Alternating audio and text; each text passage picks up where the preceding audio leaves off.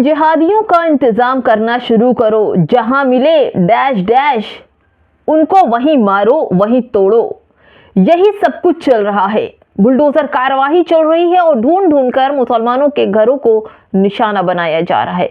दोस्तों, दो खबर बताऊंगी। एक खबर ऐसी जो तौकीर रजा और आजम खान के रिश्तेदार के घर पर बुलडोजर चल रहा है, और दूसरी खबर वहां जहां पर दो दोस्तों को लव जिहाद के मामले में मुसलमानों को लेकर जिहादी और उनको गालियां बक्की गई और पूरी तरह से विवादित बयान दिया गया। नमस्कार, आप देख रहे हैं बामसेफ न्यूज और मैं हूं आपके साथ शैला। दोस्तों, आई लव मोहम्मद विवाद के बाद से जिस तरह से बरेली में बुलडोजर कार्यवाही चली दोस्तों, वो तो आप सबने देखा, लेकिन उस कार्यवाही के पीछे कि जो मकसद था वो भी आपको देखना चाहिए। उस मकसद का मतलब है कि जो भी मुसलमान है, अगर कोई भी आरोप से घिरा है, उसके ऊपर आरोप सिद्ध भी ना हो, लेकिन फिर भी अगर आरोप में नाम आ गया है तो उसके घर को बुलडोजर से नेस्त नाबूद कर दो। नेस्त नाबूद की जो नीति चलाई जा रही है, उन्हें मिट्टी में मिलाने का जो काम किया जा रहा है, मुसलमानों को पूरी तरह से बर्बाद किया जा रहा है।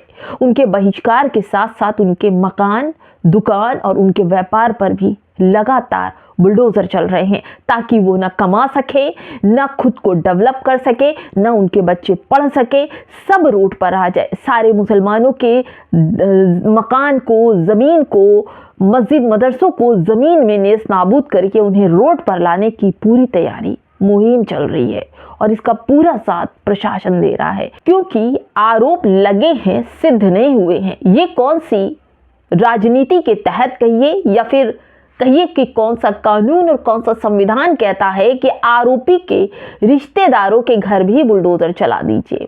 यही सब कुछ चल रहा है।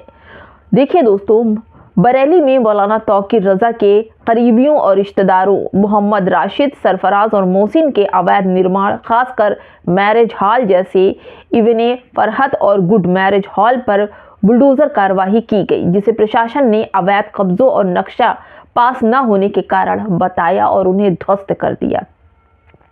पूरी तरह से मुसलमानों के जो व्यापार है खत्म किए जा रहे हैं और सबसे ज्यादा मुसलमानों को मकान दुकान गिरा कर उन्हें कमजोर किया जा रहा है। कमजोरी का आलम यह है दोस्तों कि मुसलमानों को लगातार उन पर ऐसी चोट की जा रही है कि दोबारा उन्हें संभलने का मौका ना दिया जाए। यही तो हो रहा है। मकान दुकान पर बुलडोजर चला दो, बरसों लगेंगे इनकी डेवलप होते हुए, ना इनके पास कुछ होगा कि ये दोबारा खड़े हो पाए। देखिए दोस्तों, ये ऑपरेशन तौकीर आजम खान के रिश्तेदारों के बारात घर समेत सूफी टोला के दोनों बारात घर पर चला बुलडोजर। महिलाओं ने चीख पुकार की। दोस्तों, इसमें आजम खान का नाम कहां से आया? आजम खान के कहीं ना कहीं से रिश्तेदारी या पहचान के लोग होंगे, लेकिन ये जो मीडिया है ना, मीडिया इतना बड़ा, कहिए कि ये पत्रकारों का एक ऐसा ग्रुप है जो मुसलमानों को लगातार चोटिल कर रहा है। आजम खान इस वक्त जेल में है। मुझे नहीं पता कि आजम खान का और इनका क्या रिश्तेदारी है, लेकिन आजम खान का नाम खींचकर मीडिया में लाया गया क्योंकि ये बताना चाहते हैं कि आजम खान भी आरोपी हैं, तौकीर रजा भी आरोपी हैं। उनके लितरे रिश्तेदारों को बुलडोजर से उन्हें मिट्टी में मिलाया जा रहा है। जबरदस्ती आजम खान का नाम भी खींचा गया। दोस्तों, 26 सितंबर के बवाल के बाद प्रशासन की सख्ती अब जमीन पर साफ दिखने लगी है। मंगलवार सुबह सूफी टोला पुलिस छावनी में तब्दील हो गया। भारी पुलिस बल और पीएसी की मौजूदगी में बीडीए की टीम ने सपा नेता आजम खान के करीबी व रिश्तेदार सरफराज वली खान के 2 बारात घरों एवान एवं फरहद और गुड मैरिज हॉल पर बुलडोजर चलाकर ध्वस्त कर दिया, नेस्त नाबूद कर दिया इन लोगों को।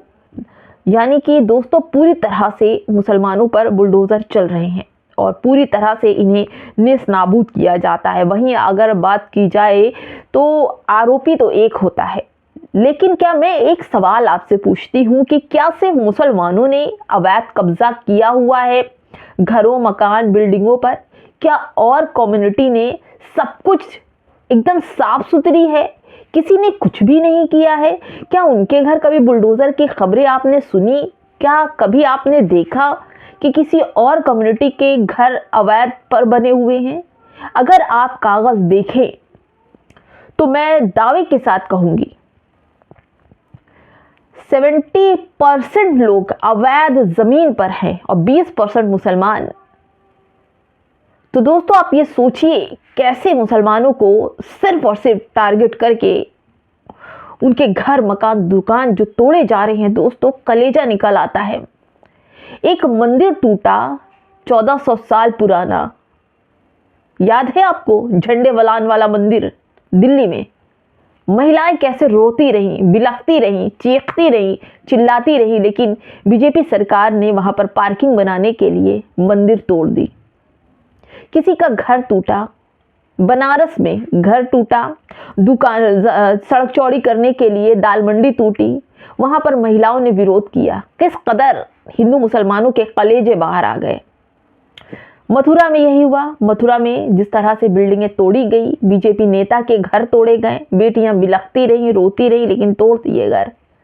कैसा लगता है दोस्तों जब किसी का घर बनाने में न जाने कितनी, मकानों को बनाने में बेटियों के जेवर लगे, बहनों के जेवर लगे, माओं के जेवर लगे, बिकते हैं, तब एक घर बनता है।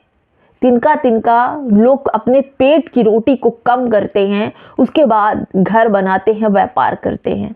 लेकिन सरकार जरा भी मुसलमानों के साथ नरमी पेश करती नहीं दिख रही है। पूरी तरह से मुसलमानों को बर्बाद किया जा रहा है, पूरी तरह से बुलडोजर चल रहे हैं। वहीं हिंदुवादी सोच के लोग कहते हैं कि इन सालों को मारो और जहां मिले वहीं मारो जिहादियों को। मैं नहीं कह रही हूं, ये वीडियो कह रहा है, ये वीडियो मेरठ का है। और इस वीडियो में मैं मुस्लिम स्पेस की खबर पहले आपको सुना देती हूँ, उसके बाद खबर बताऊंगी। इन जिहादियों का इंतजाम करना शुरू करो, जहां रह रहे हो सालों को मारो, वहीं और वहीं तोड़ो। मथुरा यूपी में हिंदूवादी संगठन का मुस्लिम युवक पर लव जिहाद के आरोप में बवाल। पुलिस जांच में लव जिहाद जैसा मामला सामने नहीं आया। दोनों पिछले 2 साल से दोस्त हैं। यानी कि आप अगर अब तो इन लोगों ने हिंदू मुसलमान की दोस्ती पर इस तरह से सवाल खड़े कर दिए और डरा दिया कि हिंदू मुसलमान एक दूसरे का साथ ना देने पाए। इसी वजह से ये षड्यंत्र रचा गया, क्योंकि ज़्यादातर हिंदू मुसलमानों का साथ देने के लिए खड़ा हो जाता है, ज़्यादातर मुसलमान हिंदुओं का साथ देने के लिए खड़ा हो जाता है। लेकिन ऐसी टेक्निक निकालो, ऐसे प्रशासन ने और ऐसे हिंदूवादी सोच के लोगों ने ऐसी टेक्निक निकाली लव जिहाद, और लव जिहाद के बाद से लोग डरने लगे हैं। लोग एक दूसरे का साथ नहीं देंगे। और जब ये मामला पुलिस केस, यानी कि यहाँ पर जिस खबर की बात मैं कर रही हूँ यूपी मथुरा की, वहाँ पर किसी काम के सिलसिले में हिंदू और मुस्लिम दोनों वहाँ पर होटल में ठहरे थे, लेकिन उसको लव जिहाद का एंगल दे करके उन लोगों को भी बदनाम किया जो दोस्ती के नाम पर थे।